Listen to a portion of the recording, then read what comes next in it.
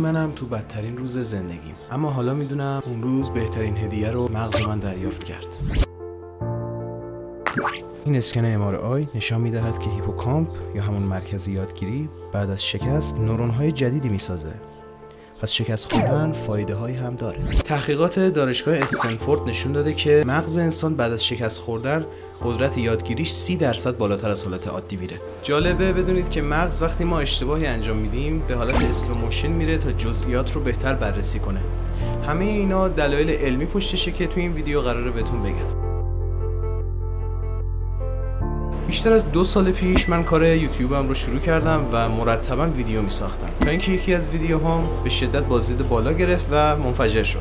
همون یه ویدیو به تنهایی تونست کانال من رو به شرایط درآمدزایی برسونه.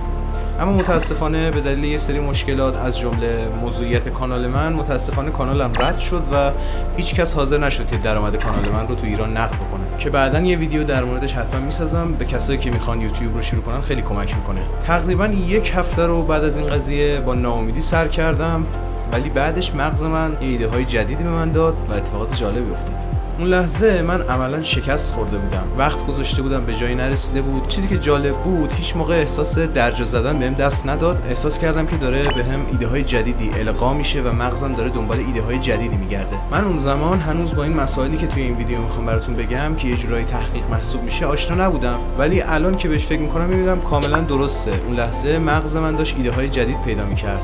یه اتفاقایی تو مغز من افتاده بود که باعث پیشرفت هم میشد. این علم داره به ما میگه که شکست خوردن یک پدیده عصبی پیچیده است که به زیست هم مربوط میشه و مستقیما به مدارهای مغز شما اثر میذاره. حالا اینجا بهتون توضیح میدم که قضیه از چه قراره. الان قراره بهتون بگم که چطوری مغز شما از لحاظ فیزیکی و شیمیایی به شکست واکنش نشون میده و ثابت کنم که این واکنشش مثبته و باعث پیشرفت شما میشه و در ضمن برای رشد شما حیاتیه. واکنش اولیه مغز به شکست. آمیگدال، مرکز ترس مغز، اولین بخشیه که فعال میشه و سیگنال خطر رو به هیپوتالاموس میفرسته. هورمون‌های استرس یعنی کورتیزول و آدرنالین ترشح میشن تا شما رو برای مقابله آماده بکنن. یعنی زمانی که شما شکست میخورید، ذهن شما و همون مغز شما یه هورمونی ترشح میکنه که شما رو قوی بکنه بتونید مقابله بکنید با این قضیه. دانشگاه هاروارد هم تو سال 2018 یه دونه تحقیق و یه مطالعه در این مورد منتشر کرده که الان بهتون میگم. این مطالعه نشون میده که این واکنش در کوتاه مدت حافظه کاری رو مختل میکنه. یعنی وقتی که شکست میخوریم اون لحظه ذهنمون هنوز خالیه و انگار هیچی توی ذهنمون نیست و این طبیعیه. عملکرد شیمیایی مغز باعث این اتفاق میشه. نوروپلاستیسیتی، وقتی شکست مغز رو بازنویسی میکنه. بریم براتون توضیح بدم. بعد از اینکه یه شکستی رو تجربه کردیم و اون فاز اولیه‌اش رو طی کردیم، از اون حالت بی‌حسی مغز، اون حالتی که هیچی توی ذهنمون نیست، خارج شدیم، مغز ما وارد فاز بازسازی عصبی میشه. خب این یعنی چی؟ یعنی مرکز یادگیری مغز شروع به بازسازی شدن میکنه و نورون‌های جدیدی توی اون تولید میشن. تحقیقات دانشگاه MIT توی سال 2021 هم یه چیز جالبی رو ثابت کرد. ثابت کرد که شکست‌ها اتصالات سیناپسی رو توی بخشی از مغز که مسئول تصمیم گیری هست تا 37% افزایش میدن و این یعنی پیشرفت. مغز توی خودش یک سیستم پاداش و در مقابل سیستم پاداش یک سیستم تنبیه داره که اینا هم از نوع عصبی هستن. مثلا دوپامین وقتی توی مغزتون ترشح میشه شما احساس شادی بهتون دست میده و سرخوش میشید. یه نکته جالب بهتون بگم، fMRI نشون داده که مغز افراد مقاوم بعد از شکست بیشتر از اشتباهاتش درس میگیره. حالا همه اینها رو دارم میگم که به یه نتیجه برسم که جلوتر بهتون میگم. بازم یکم مونده. میدونستی که نورون‌های جدید هیپوکامپ تا 48 ساعت بعد از وقوع شکست فعالتر هستن؟ پس نتیجه میگیریم که کسی که کاری رو شروع میکنه و با شکست مواجه میشه جلوتر از کسی وای میسته که هیچ کاری رو شروع نمیکنه.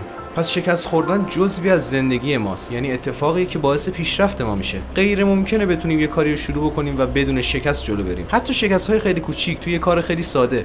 مثلا من خودم آشپزی که میکردم خیلی جاها خرابکاری میکردم روزهای اول و اون برای من یک شکست بود که بتونم از اشتباه هم درس بگیرم. اینایی که بهتون گفتم همش از لحاظ علمی میتونن ثابت بکنن، چیزی که ثبت شده توی دانشگاه‌های آمریکایی و معتبرم هست. شکست خوردن باعث پیروزی میشه به همین راحتی. ما چجوری میتونیم شکست رو به سوخت انرژی برای خودمون تبدیل بکنیم؟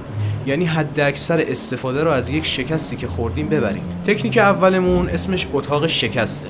بر اساس کاری که ناسا انجام میده توی شرکتش. جالبه بدونید که شرکت ناسا برای هر شکستی که میخوره یک جشن تدارک میبینه. فکرشو بکن کلی تدارکات ببینی که جشن بگیری واسه چیزی که شکست خورده.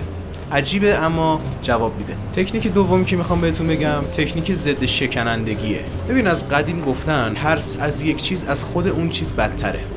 یعنی از یه چیزی که میترسی ترسش بیشتر اذیتت میکنه تا اتفاقی که اون لحظه خود همون اتفاق میافته. پس این تکنیک اینجوریه که شما هر چند روزی یه بار، هفته یک بار عمدن یه کاری رو خراب کن. عمدن یه لیوان چای رو از دست مثلا بریز تو ظرفشویی. ببین خیلی خنده داره ها ولی جواب میده. اینا رو تحقیقات ثابت کرده. یا مثلا یه مصاحبه ساختگی رو فرض کن داری میری سر کار با یه نفر میخوای قرارداد ببندی صحبت بکنی، فکر کن خراب کردی نتونستی. اینجوری چه اتفاقی میافته؟ از اشتباهی که کردی درس میگیری. مغز شما باور نمیکنه که این ساختگی، ضمیر ناخودآگاه شما فکر میکنه واقعا یه اتفاقی افتاده، یه شکستی رخ داده و باعث میشه که شما به اون قدرت حداکثر مغزتون برسید، نورون‌های جدید رو داشته باشین و کلی به نفعتونه. و تازه شما با این کار به کاهش دادن ترستون از شکست با قرارگیری توی معرض اون شکسته کمک کردید. حالا چند تا دانستنی جالب بهتون میگم که بد نیست بدونید. این داده ها میگن 80% استارتاپ های موفق توی زندگیشون حداقل یک شکست بزرگ رو تجربه کردن و خودم به شخصه شک ندارم که این شکست بوده که باعث موفقیتشون شده. و یه دانشگاهی هم یه مطالعه کرده که اسمش خورده سخته، میذارم رو صفحه بخونید خودتون. طبق این مطالعه به این نتیجه رسیده که موش‌هایی که با سختی‌های زیادی مواجه می‌شدن بعد از اینکه اسکن مغزی از مغزشون گرفتن، مغزشون نورون‌های بیشتری تولید کرده. توی ویدیوهای بعد خیلی مفصل و کاملتر در مورد هر کدوم از این چیزایی که توضیح دادم، حالا ویدیوهای مختلف به صورت تخصصی در موردشون توضیح میدم. الان فعلا یه ذهنیت داشته باشید که شکست خوردن مفیده. اگر شکست خوردی ناراحت نباش، نگران نباش، باعث پیشرفتت میشه. خیلی ممنونم که تا این آخر با من همراه بودی. اگه دوست داشتی حمایت کن. خیلی مخلصی.